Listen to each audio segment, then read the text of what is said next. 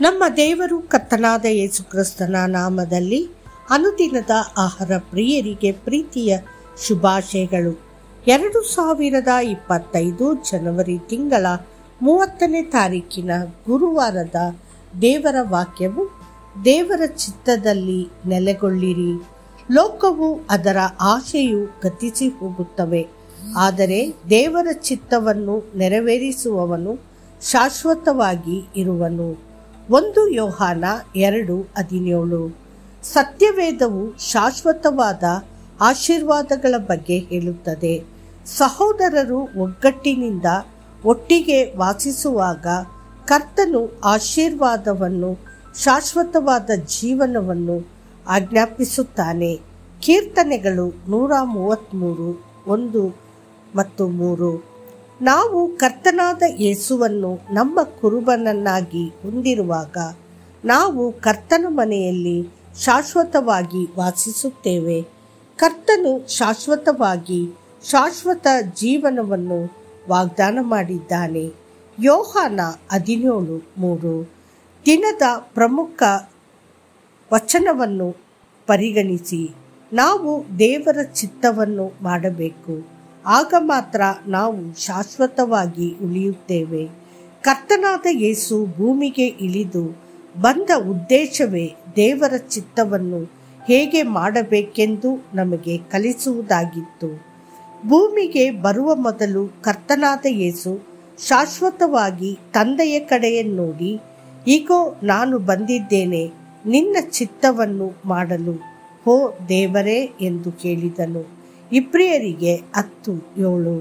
ಆತನ ಎಲ್ಲ ಸೇವೆ ಮತ್ತು ಕಾರ್ಯಗಳು ತಂದೆಯಾದ ದೇವರ ಚಿತ್ತವನ್ನು ಮಾಡುವುದಾಗಿತ್ತು. ಆತನು ಪದೇ ಪದೇ ಉಲ್ಲೇಖಿಸುತ್ತಾ, ನನ್ನನ್ನು ಕಳುಹಿಸಿದಾತನ ಚಿತ್ತವನ್ನು ಮಾಡಿ ಆತನ ಕೆಲಸವನ್ನು ಪೂರ್ಣಗೊಳಿಸುವುದೇ ನನ್ನ ಆಹಾರ ಎಂದು ಹೇಳಿದನು. ಯೋಹಾನ 4:34. ನಾನು ಸ್ವರ್ಗದಿಂದ ಇಳಿದು ಬಂದಿರುವುದು ನನ್ನ ಸ್ವಂತ ಚಿತ್ತವನ್ನು ಮಾಡುವುದಕ್ಕಲ್ಲ, ನನ್ನನ್ನು ಕಳುಹಿಸಿದಾತನ ಚಿತ್ತವನ್ನು ನೆರವೇರಿಸುವುದಕ್ಕಾಗಿ. ಯೋಹಾನ 6:38.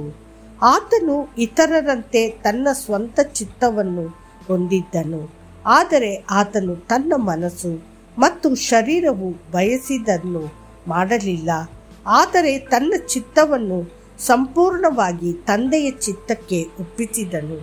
ಆತನು, ನಾನು ನನ್ನ ಸ್ವಂತ ಚಿತ್ತವನ್ನು ಹುಡುಕುವುದಿಲ್ಲ, ಆದರೆ ನನ್ನನ್ನು ಕಳುಹಿಸಿದ ತಂದೆಯ ಚಿತ್ತವನ್ನು ಹುಡುಕುತ್ತೇನೆ ಎಂದು ಹೇಳಿದನು. ಯೋಹಾನ 5:30.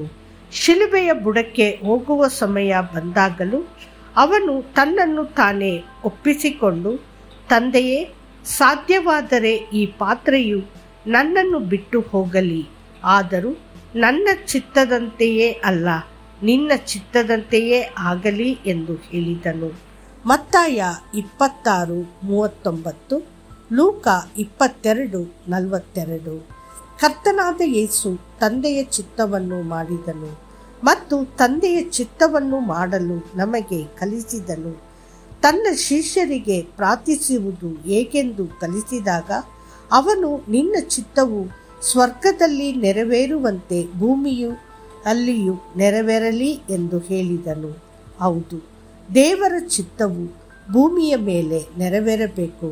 ದೇವರ ಚಿತ್ತವನ್ನು ಮಾಡಲು ನೀವು ನಿಮ್ಮನ್ನು ಅರ್ಪಿಸಿಕೊಳ್ಳುತ್ತೀರಾ? ದೇವರು ನಮಗಾಗಿ ತನ್ನ ಚಿತ್ತದ ಕೆಲವು ಅಂಶಗಳನ್ನು ಬಹಿರಂಗಪಡಿಸಿದ್ದಾನೆ. ಇದು ದೇವರ ಚಿತ್ತ, ನಿಮ್ಮ ಪವಿತ್ರೀಕರಣ. 1 ಥೆಸಲೋನಿಕದವರಿಗೆ 4:3. ಎಲ್ಲದರಲ್ಲೂ ಕೃತಜ್ಞತೆಯನ್ನು ಸಲ್ಲಿಸಿ, ಏಕೆಂದರೆ ಕ್ರಿಸ್ತ ಯೇಸುವಿನಲ್ಲಿ ನಿಮಗೋಸ್ಕರ ದೇವರ ಚಿತ್ತವು ಅದೇ ಆಗಿದೆ. 1 ಥೆಸಲೋನಿಕದವರಿಗೆ 5:18. ನೀವು ಒಳ್ಳೆಯದನ್ನು ಮಾಡುವ ಮೂಲಕ ಮೂರ್ಖರ ಅಜ್ಞಾನವನ್ನು ಮೌನಗೊಳಿಸುವುದೇ ದೇವರ ಚಿತ್ತವಾಗಿದೆ. 1 ಪೇತ್ರ 2:15.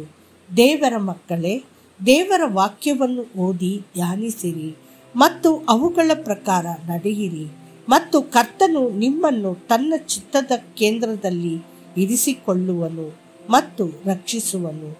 ಮತ್ತಷ್ಟು ಹೆಚ್ಚಿನ ಧ್ಯಾನಕ್ಕಾಗಿ ತನ್ನ ಯಜಮಾನನ ಚಿತ್ತವನ್ನು ತಿಳಿದುಕೊಂಡು ತನ್ನನ್ನು ಸಿದ್ಧಪಡಿಸಿಕೊಳ್ಳದ ಅಥವಾ ಅವನ ಚಿತ್ತದ ಪ್ರಕಾರ ಮಾಡದ ಆ ಸೇವಕನಿಗೆ ಅನೇಕ ಪೆಟ್ಟುಗಳು ಬೀಳುವವು.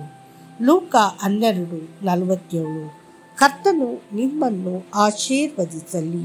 ಆಮೇನ್.